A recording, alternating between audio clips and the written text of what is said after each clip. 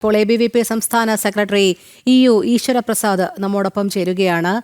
ഈശ്വരപ്രസാദ്, കണ്ണൂരിലെ ചോദ്യപേപ്പറിലാണ് ഭീകര സംഘടനകളുടെ പേരുകൾ എഴുതി അവരുടെ പതാകയുടെ ചിത്രമൊക്കെ വരച്ച് ഒരു 9ാം ക്ലാസ് വിദ്യാർത്ഥി. എന്തായാലും ഈ ചോദ്യക്കടലാസ് ശ്രദ്ധയിൽപ്പെട്ടിട്ടുണ്ട്. അതനുസരിച്ച് കേന്ദ്ര രഹസ്യാന്വേഷണ വിഭാഗം പ്രാഥമിക അന്വേഷണം ആരംഭിച്ചിട്ടുണ്ട് എന്നാണ് മനസ്സിലാക്കാൻ കഴിയുന്നത്. ഈ ഒരു ചെറിയ കുട്ടിക്ക് ഇത്രമേൽ സ്വാധീനം ഈ വിഷയത്തിന്മേൽ ചെലുത്തണമെങ്കിൽ അത് കൃത്യമായി ആ കുട്ടിയിൽ അടിച്ചേൽപ്പിക്കുന്ന കാര്യങ്ങളാണ് എന്നുള്ളത് നമുക്ക് മനസ്സിലാക്കാവുന്നതേ ഉള്ളൂ. ആ ആശയങ്ങൾ കുഞ്ഞിലേക്ക് പതിയെ പതിയെ ഇൻജക്ട് ചെയ്ത് കയറ്റുന്നത് പോലെ തന്നെയാണ് ഇത്തരത്തിൽ ആ ഭീകരത വളർത്തിയെടുക്കുന്നത് എന്ന് തന്നെയല്ലേ നമുക്ക് അനുമാനിക്കേണ്ടത്? തീർച്ചയായിട്ടും നമുക്കറിയാം, കേരളത്തിലെ നിലവിലെ സാഹചര്യത്തിൽ ഒട്ടനവധി സാഹചര്യങ്ങൾ ഇതിനു വേണ്ടിയിട്ട് ഒരുക്കി കൊടുക്കുന്നുണ്ട്. നമുക്കറിയാം, ചെറിയ കുട്ടി അരിയും കുന്തിരിക്കൊക്കെ ഒരുക്കി വെച്ചോ എന്ന് മുദ്രാവാക്യം വിളിക്കുന്ന തരത്തില് അവരെ മാറ്റിയെടുക്കാൻ വേണ്ടിയിട്ട് സ്ലീപ്പർ സെല്ലുകളും അല്ലെങ്കിൽ മറ്റ് എല്ലാ സംവിധാനങ്ങളും അതിനു വേണ്ടി പ്രവർത്തിക്കും. അതോടൊപ്പം നമുക്കറിയാം, കേരളത്തിലെ ക്യാമ്പസുകളിൽ മതം പറഞ്ഞുകൊണ്ട് MSF വോട്ട് പിടിക്കാൻ വേണ്ടിയിട്ടുള്ള സാഹചര്യത്തിലേക്ക് മാറുന്നു. അത്തരത്തിലൊരു സാഹചര്യം ഹമാസിനെ സപ്പോർട്ട് ചെയ്യുന്ന രീതിയിൽ നമുക്കറിയാം, കഴിഞ്ഞ ദിവസം ഇതേപോലെ തന്നെ കോടഞ്ചേരിയില് അവിടെ nomination college union election nomination കൊടുക്കുന്ന സമയത്ത് ആ നോമിനേഷൻ കൊടുത്ത SFIയുടെ ആളുകള് അവര് കഫിയ ധരിച്ചുകൊണ്ടാണ് ആ പ്രകടനത്തെ ഇതാക്കാൻ വേണ്ടിയിട്ട് നോക്കിയിട്ടുള്ളത്. അത്തരത്തിൽ ഹമാസ് അതേപോലെ SKTB തുടങ്ങിയുള്ള എല്ലാ സംഘടനകളെയും അല്ലെങ്കിൽ അത്തരത്തിലുള്ള ഭീകരവാദ ആശയങ്ങൾ കുത്തിവെക്കുന്ന സംഘടനകളെയും അതിനെയൊക്കെ പ്രചരിപ്പിക്കുന്ന ഒരു മാധ്യമം കേരളത്തിൽ വളരെ രീതിയിൽ പ്രവർത്തിക്കുന്നുണ്ട്. അത് വിദ്യാർത്ഥി സംഘടനകൾ അത്തരത്തിൽ പ്രവർത്തിക്കുന്നുണ്ട്.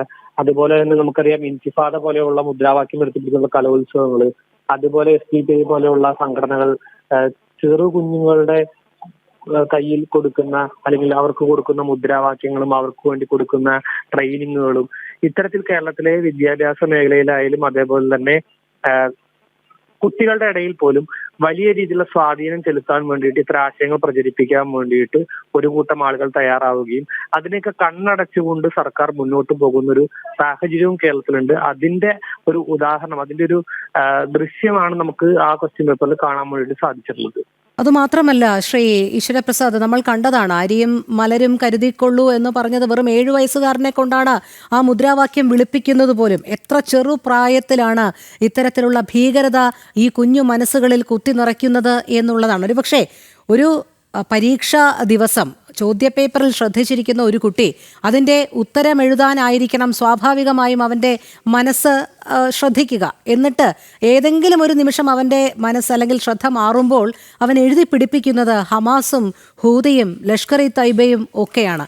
അതിൽ നിന്ന് മനസ്സിലാക്കാമല്ലോ ഈ ചെറുപ്രായത്തിൽ തന്നെ എത്ര വികലമായ ഒരു ചിന്താഗതിയിലേക്കാണ് ഇത്തരം ഭീകര സ്വഭാവം വളർത്തിയെടുക്കുന്നവർ ഈ കൊച്ചു കുഞ്ഞുങ്ങളെ കൊണ്ടുചെന്നെത്തിക്കുന്നത്. ഒരുപക്ഷെ ഇവരൊക്കെ വളർന്ന് നാളത്തെ ഒരു യുവതലമുറയാകുമ്പോൾ ഇപ്പോഴേ ഈ വിഷം കുത്തി നിറയ്ക്കുകയാണെങ്കിൽ നാളെ ഏതു രീതിയിലായിരിക്കും സമൂഹത്തിൽ പ്രതിഫലിക്കുക എന്നുള്ളതാണ്. ാണ് നമുക്ക് കാണാൻ വേണ്ടി സാധിച്ചത്.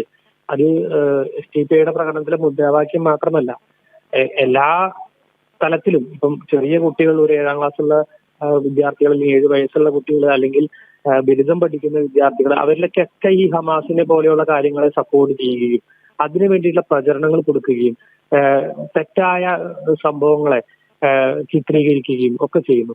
അതോടൊപ്പം ദേശീയ മുദ്രാവാക്യങ്ങൾ ഉയർത്തിപ്പിടിക്കുന്നതിന് ദേശീയ കാഴ്ചപ്പാടുകൾ മുന്നോട്ട് വെക്കുന്ന സമയത്ത് അതിനെ തെറ്റായി വ്യാഖ്യാനിക്കുകയും അത് സ്വാതന്ത്ര്യത്തെ ഹനിക്കുന്നു അല്ലെങ്കിൽ അത് ഒരു വികാരം വ്രണപ്പെടുത്തുന്നു അല്ലെങ്കിൽ അത് മറ്റുള്ളവരുടെ സ്വാതന്ത്ര്യത്തെ ഹനിക്കപ്പെടുന്നു, അങ്ങനെയുള്ള പ്രചരണങ്ങൾ അഴിച്ചുവിടുകയും ഇത്തരം കാര്യങ്ങൾക്ക് ഹമാസിനെ പോലെയുള്ള അല്ലെങ്കിൽ ലഷ്കർ-ഇ തയ്ബയുള്ള അല്ലെങ്കിൽ മറ്റ് തീവ്രവാദ സംഘടനകൾ ചെയ്യുന്ന കാര്യങ്ങളെ പ്രൊമോട്ട് ചെയ്യുന്ന ഒരു പ്രവർത്തനമാണ് കേരളത്തിൽ നടന്നുകൊണ്ടിരിക്കുന്നത്. അതിന് സർക്കാർ മൗന അനുവാദം കൊടുക്കുന്നു എന്നതാണ് നമ്മൾ ഏറ്റവും പേടിപ്പെടുത്തുന്ന ഒരു സാഹചര്യം. സർക്കാർ ഇത്തരം കാര്യങ്ങൾക്കൊക്കെ തീർച്ചയായിട്ടും ഒരു കടിഞ്ഞാണിടേണ്ടതല്ലേ. പക്ഷെ അത്തരത്തിലുള്ള കാര്യങ്ങൾക്ക് സർക്കാർ പോകുന്നില്ല. സർക്കാരും ഹമാസിനെ പോലെയുള്ള കാര്യങ്ങളെ സപ്പോർട്ട് ചെയ്യുന്ന നിലപാടാണ് പറയുന്നത്. അപ്പൊ സ്വാഭാവികമായിട്ടും ഇത് വിദ്യാർത്ഥികളിലും അതേപോലെ കുഞ്ഞുങ്ങളിലും അത് പ്രതിഫലിക്കും.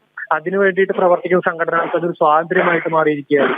അത്തരത്തിലാണ് കേരളത്തിലെ സാഹചര്യം മുന്നോട്ട് പോകുന്നത്. ഇതിന് ശക്തമായി എതിർത്ത് ഇതിനെ മുളയിലെ നുള്ളിയില്ലെങ്കിൽ ഈ കേരളത്തിലും തീവ്രവാദം, ഇപ്പം നിലവിലെ തീവ്രവാദ സ്ലീപ്പർ സെല്ലുകളുണ്ട്, പക്ഷെ അതിനെ ശക്തമായി വളർത്താൻ പറ്റുന്ന ഒരു സാഹചര്യം കേരളത്തിൽ ഒരുക്കി കൊടുക്കുകയാണ് ചെയ്തുകൊണ്ടിരിക്കുന്നത്. അതെ, വളരെ നന്ദി ഈശ്വരപ്രസാദ് പ്രതികരിച്ചതിന്. നമുക്ക്